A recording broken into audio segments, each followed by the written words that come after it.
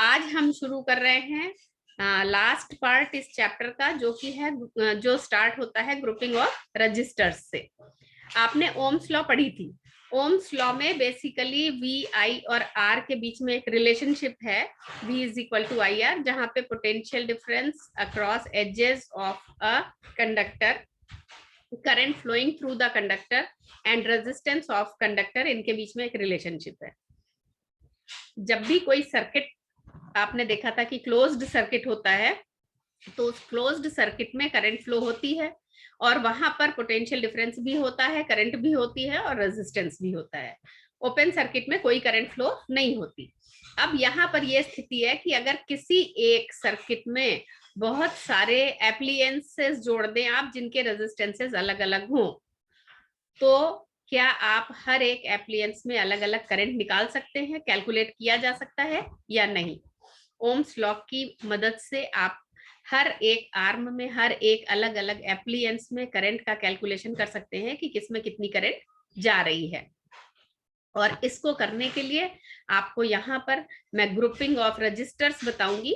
Register basically कोई भी आपका इलेक्ट्रिकल एप्लियंस हो, चाहे वो फैन हो, चाहे वो बल्ब हो, मिक्सी हो, माइक्रोवेव हो, या आपका पानी की मोटर हो, या कोई भी XYZ कोई भी इलेक्ट्रिकल एप्लियंस या मशीन्स जो आप घर में या इंडस्ट्रीज में यूज करते हैं, उन सबके अपने अलग अलग रेजिस्टेंस होते हैं।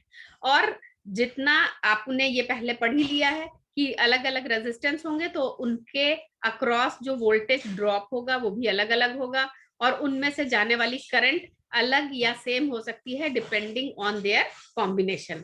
इसलिए हम आज शुरू कर रहे हैं आपके ग्रुपिंग ऑफ रजिस्टर्स से या कॉम्बिनेशन ऑफ रेजिस्टेंसेस से।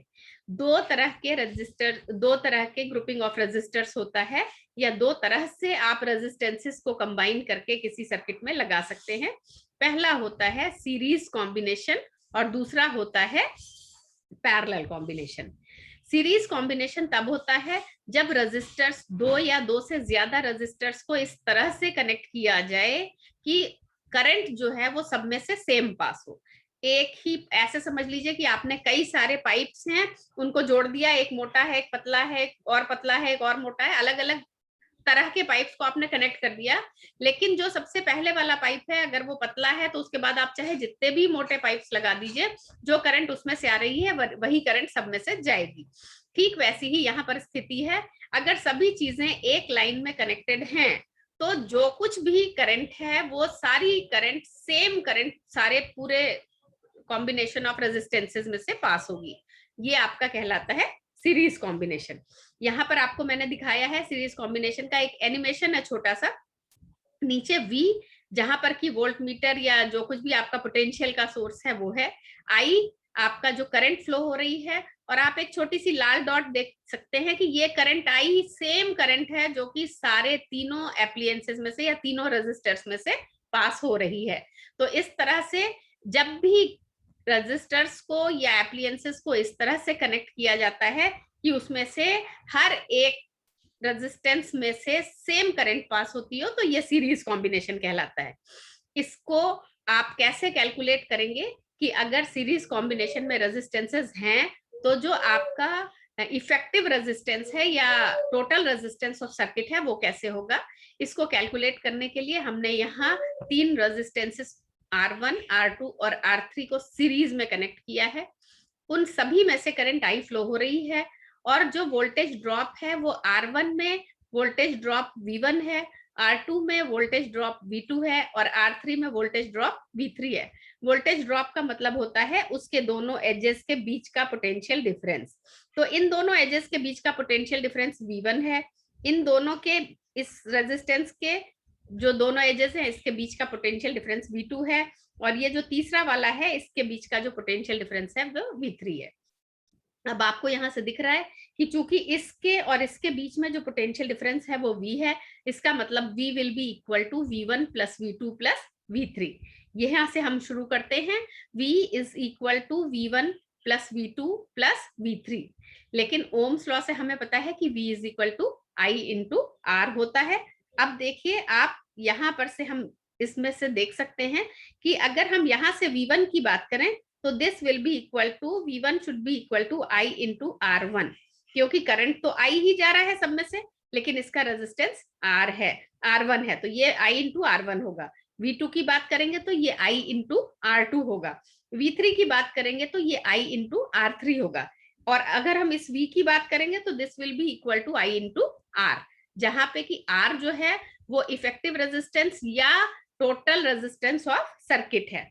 यहां से देखिए V is equal to V1 plus V2 plus V3, V1 is equal to I into R1, V2 is equal to I into R2 and V3 is equal to I into R3, जबकि V is equal to I into R।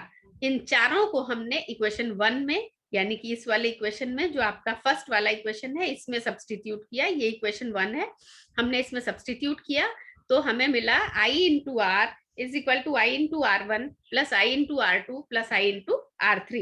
इसमें से आप I को common ले सकते हैं right hand side से और इसको लिख सकते हैं R1 plus R2 plus R3, और आप देखेंगे कि ये हमारा कैंसिल आउट हो जाएगा और आपके पास बचता है R is equal to R1 plus R2 plus R3।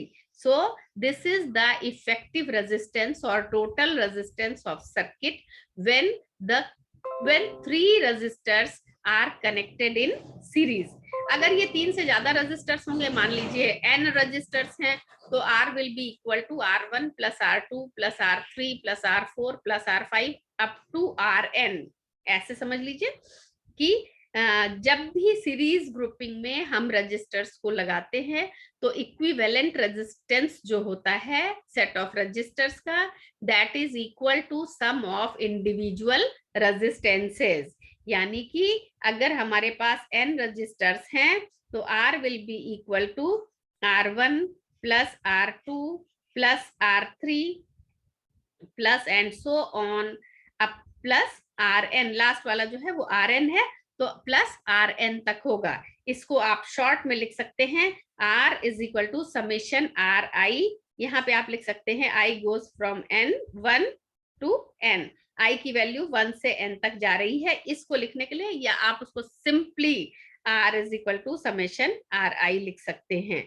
इसका मतलब ये हुआ कि जितने भी रेजिस्टेंसेस सर्किट में हैं उन सब की रेजिस्टेंस की को अगर आप सम कर देंगे, उन सबको जोड़ देंगे तो आपको इक्विवेलेंट रेजिस्टेंस ऑफ सर्किट मिल जाएगा।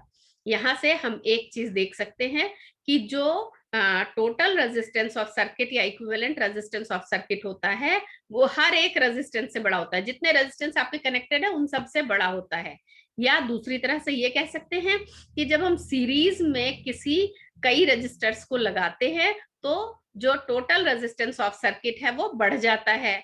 आपको मैंने पीछे एक जब स्पेसिफिक रेजिस्टेंस पढ़ाया था तो मैंने आपको वहां पर एक ये भी बताया था कि हमने ये देखा है कि जब लेंथ बढ़ती है रेजिस्टर्स की तो रेजिस्टर्स की लेंथ बढ़ने पे उसका रेजिस्टेंस बढ़ जाता है। यहाँ से वो प्रूफ भी होता है। क्यों? अगर आप सीरीज में सबको जोड़ते जाएंगे तो लेंथ ऑफ रेजिस्टेंस बढ़ जाएगा, लेंथ ऑफ रेजिस्टर बढ़ने से टोटल रेजिस्टेंस बढ़ जाता है। तो ये आपको याद रखने के लिए मैंने ये बताया, ये आप आसानी से याद रख सकते हैं कि जब आप सीरीज में जोड़ेंगे तो लंबाई बढ़ जाएगी, तो लंबाई बढ़ने पे जो रेजिस्टेंस है वो बढ़ जाता है। So whenever a number of resistors are connected in series, the total resistance of circuit is always greater than individual resistances and it increases। अब आ जाइए पैरेलल कॉम्बिनेशन पे हम आ जाते हैं। अगर दो या इससे ज्यादा रेजिस्टेंस या रेजिस्टर्स को इस तरह से कनेक्ट किया जाए कि जो पोटेंशियल डिफरेंस है हर एक रेजिस्टर्स के एजेस के बीच का जो पोटेंशियल डिफरेंस है वो सेम हो। सीरीज में आपने क्या देखा था कि R1 के बीच का जो पोटेंशियल ड्रॉप था वो V1 था, R2 के बीच का V2 था, R3 के बीच का V3 था।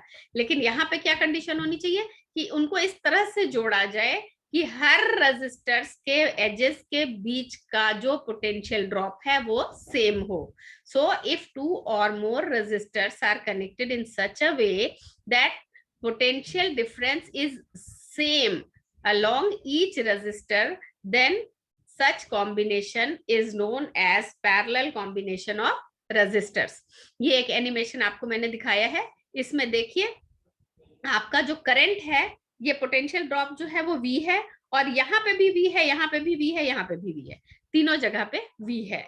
लेकिन जो करंट आई जा रही है यहाँ से, वो करंट आई इन तीनों में अलग अलग डिवाइड हो जा रही है। जिसका रेजिस्टेंस ज्यादा होगा उसमें करंट कम जाएगी, जिसका रेजिस्टेंस कम होगा उसमें करंट ज्यादा जाएगी। लेकिन जो टोटल करंट आई है, that is divided in 3 parts. This is current I, it is divided in 3 parts, I1, I2 and I3। और जब ये यहाँ इस एज पे पहुंचते हैं तो ये तीनों करंट वापस मिल जाती हैं, और यहाँ पर वापस जो करंट आई है वो आपके बैटरी के थ्रू होती हुई चली जाती है। तो ये सारा कुछ आपको यहाँ पर पैरेलल कॉम्बिनेशन में दिखता है। पैरेलल कॉम्बिनेशन में हर रजिस्टर के एजेस के बीच का जो वोल्टेज ड्रॉप है वो सेम होता है, जो करंट है वो 3 पार्ट्स में डिवाइड हो जाती है। अब आ जाते हैं हम इसका, अगर हमें एक्सप्रेशन निकालना है कि इफेक्टिव रेजिस्टेंस क्या होगा। अगर हम ये मान लें कि इफेक्टिव रेजिस्टेंस जो है वो सर्किट का, या टोटल रेजिस्टेंस सर्किट का जो है, दैट इज R। अगर वो R हो तो आपको R की वैल्यू निकालने के लिए हमने ये फिगर को यहाँ पर बनाया है। हमने 3 रेजिस्टर्स को पैरेलल में कनेक्ट किया है। हर एक के बीच का जो वोल्टेज ड्रॉप है दैट इज V, जो करंट पास हो रही है that is I1, that is I, जो कि जब I रेजिस्टर्स में पहुंचती है तो ये 3 पार्ट्स में डिवाइड हो जाती है, I1, I2 एंड I3। अगर हम V निकालें तो V I इंटू R के बराबर होता है। तो यहाँ पर रेजिस्टेंस 1 में भी जो V है वो I1 इंटू R1 के बराबर है, रेजिस्टेंस में भी V ही है, ये I2 इंटू R2 के बराबर है, और यहाँ पर भी V है जो कि I3 इंटू R3 के बराबर है। अब आ जाइए, यहाँ से हमको R निकालने के लिए हमको एक चीज सामने दिखाई दे रही है कि I is equal to I1 plus I2 plus I3, क्योंकि I ही जो है वही डिवाइड हो रहा है I1, I2 और I3 में। लेकिन हमें ओम्स लॉ से ये पता है कि I1 is equal to V upon R1, V is equal to I1 R1 है। आप R1 को दूसरी साइड पे ले जाइए तो I1 is equal to V upon R1 है, I2 is equal to V upon R2, I3 is equal to V upon I3। और अगर हम पूरे I की बात करें तो I will be equal to V upon R। तो ये चारों को हमने सब्सटीट्यूट कर दिया यहाँ इक्वेशन नंबर 1 में। यहाँ सब्सटीट्यूट करने पे हमें मिलता है V upon R is equal to V upon R1 plus V upon R2 plus V upon R3। यहाँ से आप V को कॉमन निकाल लीजिए, चारों जगह यहाँ से सब जगह से V कॉमन आके और यहाँ से कैंसिल आउट हो जाएगा। आपके पास बचता है 1 upon R is equal to 1 upon R1 plus 1 upon R2 plus 1 upon R3, यानी कि reciprocal of effective resistance of circuit when the resistors are connected in parallel is equal to the sum of reciprocal of individual resistors connected in the circuit। क्या मतलब हुआ कि जो reciprocal होता है, reciprocal का मतलब 1 अपॉन उसका इनवर्स, तो रेसिप्रोकल ऑफ जो इफेक्टिव रेजिस्टेंस है, टोटल रेजिस्टेंस जो सर्किट का होता है, उसका जो रेसिप्रोकल होता है वो बराबर किसके होता है, जो इंडिविजुअल रेजिस्टर्स हैं उन सबके रेसिप्रोकल्स को अगर सम कर दिया जाए तो आपको जो मिलता है ये रेसिप्रोकल मिलता है आपके टोटल रेजिस्टेंस या इफेक्टिव रेजिस्टेंस का। So the reciprocal of equivalent resistance of a set of resistors is equal to the sum of reciprocal of individual resistances। यहां से हम क्या लिख सकते हैं, 1 upon R is equal to 1 upon R1 plus 1 upon R2 plus 1 upon R3 and so on. अगर आपके total n registers हैं तो प्लस 1 अपॉन Rn हो जाएगा। ये है आपका इफेक्टिव रेजिस्टेंस, जिसको कि हम शॉर्ट में लिख सकते हैं 1 upon R is equal to summation 1 upon Ri। अब देखिए यहां तक आपने जो भी पढ़ा ये सारे सिंपल सर्किट्स हैं, सीरीज में आपने लगा दिया। ये वाला सर्किट देखिए सिंपल सा सर्किट है, इसमें ओम्स लॉ हमारी वर्क कर रही है। अगर हम सीरीज वाले की बात करें, सीरीज वाले सर्किट में भी सिंपल सर्किट है और यहाँ पर भी ओम्स लॉ आराम से वर्क कर रही है। लेकिन कभी कभी ऐसा होता है कि एक सर्किट में एक से ज्यादा वोल्टेज या करंट के सोर्स लगा दिए जाते हैं। ऐसे सर्किट्स को कॉम्प्लेक्स सर्किट कहा जाता है। When a circuit contains more than one current और वोल्टेज सोर्स, यानी एक या एक से ज्यादा, दो से ज्यादा बैटरीज लगा दी जाए वहां पे, तो 2 बैटरी लगा दी, 3 लगा दी, 4 लगा दी, और उनके डायरेक्शंस अलग अलग हो सकते हैं। जब ऐसी कंडीशंस होती हैं तो चाहे आपका रजिस्टर वहां पर सिंगल ही हो, लेकिन वो कॉम्प्लेक्स सर्किट कहलाता है। So complex circuit is a circuit which contains more than one current और वोल्टेज सोर्सेज। ऐसे जो सर्किट होते हैं उनको ना तो आप सिंपल सीरीज और पैरेलल कॉम्बिनेशन से सॉल्व कर सकते हैं, और ना ही ओम्स लॉ इनको सॉल्व नहीं कर पाती है। जो ओम्स लॉ है वो सिंपल सर्किट्स को तो बहुत आसानी से सॉल्व कर लेती है, जहां पे सिंगल करंट सोर्स हो या सिंगल वोल्टेज सोर्स हो, लेकिन अगर एक से ज्यादा है तो ओम्स लॉ वहां पर एप्लीकेबल नहीं होती है। इसलिए जो कॉम्प्लेक्स सर्किट्स हैं उनको सॉल्व करने के लिए गॉस्टव किरचॉफ एक साइंटिस्ट था, उसने 2 लॉज डेवलप करी जिनको की यूज किया जाता है कॉम्प्लेक्स सर्किट्स को सॉल्व करने के लिए। ये दोनों लॉज जो हैं वो किरचॉफ्स लॉज के नाम से जानी जाती हैं, और ये दोनों laws Kirchhoff's laws for electricity हैं। पहली लॉ आपकी जंक्शन लॉ, नोड लॉ या current law, KCL Kirchhoff's current law, इसका फुल फॉर्म है केसीएल किरचॉफ्स करंट लॉ, जो कि जंक्शन लॉ और नोड लॉ के नाम से भी जानी जाती है। और दूसरी लॉ जो किरचॉफ्स वोल्टेज लॉ है, इसको वोल्टेज लॉ या मेश लॉ के नाम से भी जाना जाता है।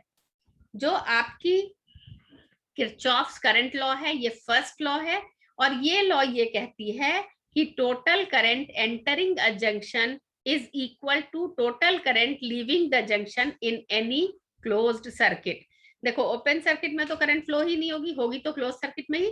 तो क्लोज सर्किट में बहुत सारे जंक्शंस हो सकते हैं, किसी भी जंक्शन पे अगर आप टोटल करंट जो है देखेंगे कितनी एंटर हो रही है, तो उतनी ही करंट वहां से बाहर निकलेगी। ये आपकी फर्स्ट लॉ कहती है।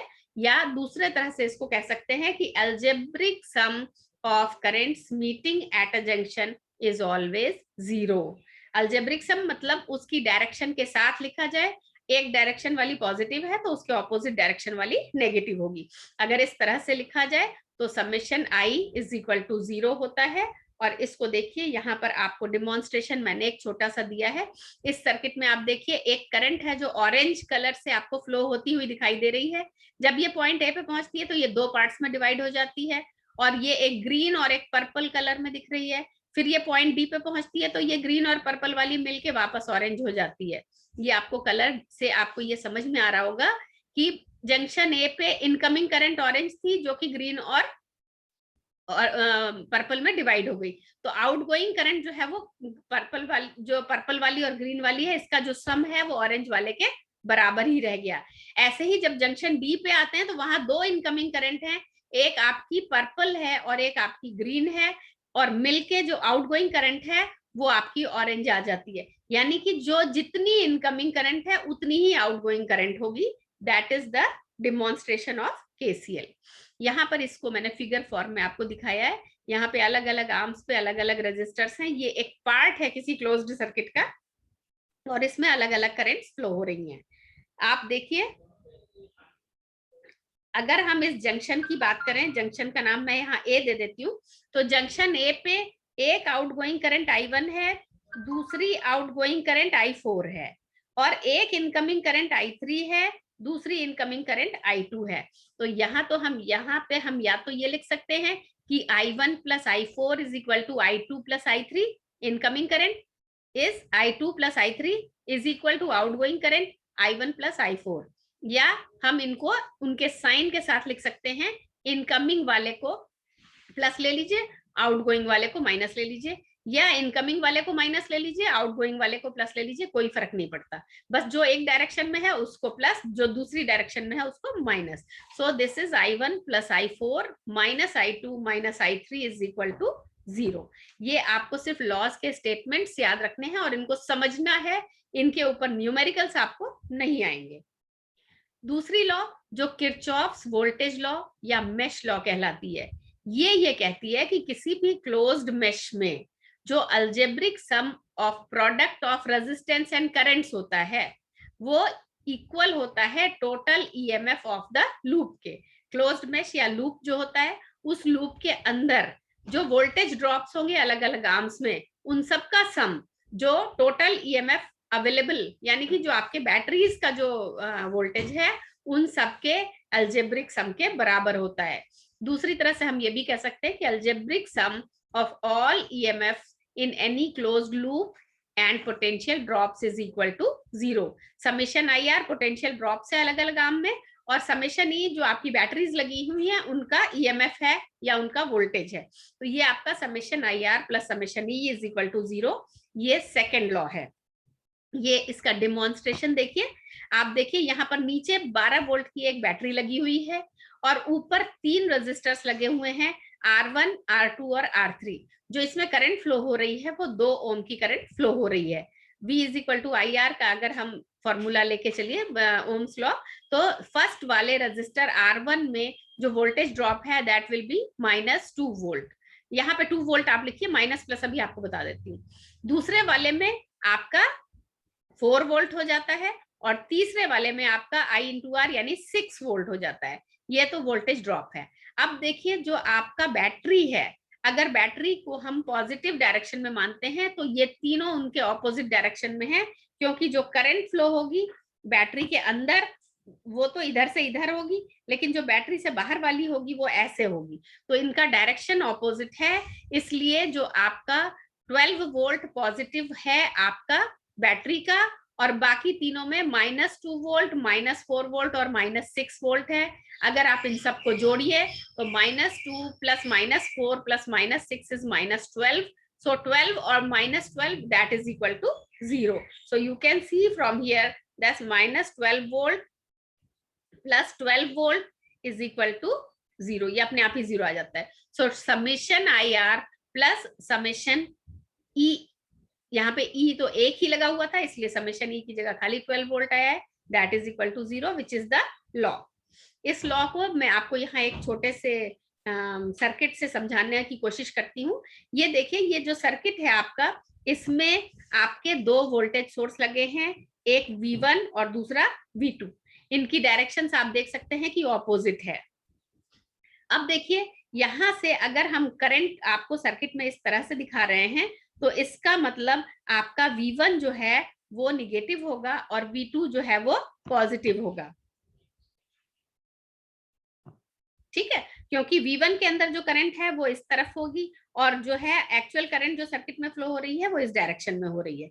V2 के अंदर करंट पॉजिटिव से नेगेटिव की तरफ इसी तरफ मानी जाएगी और जो सर्किट में करंट है वो भी इसी डायरेक्शन में है।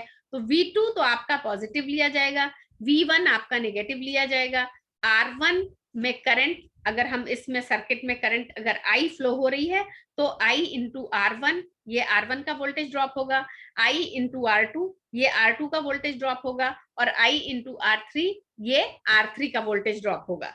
तीनों ही आर्म्स में, तीनों ही रेजिस्टर्स में जो वोल्टेज ड्रॉप है वो सेम डायरेक्शन में है, इसलिए हम इसको कैसे लिख सकते हैं, -V1 plus IR1 plus V2 plus IR2 plus IR3 is equal to 0, या IR1 plus R2 plus R3 is equal to V1 minus V2। V1 और V2 को दूसरी साइड ले जाइए तो V1 प्लस हो जाएगा, V2 माइनस हो जाएगा।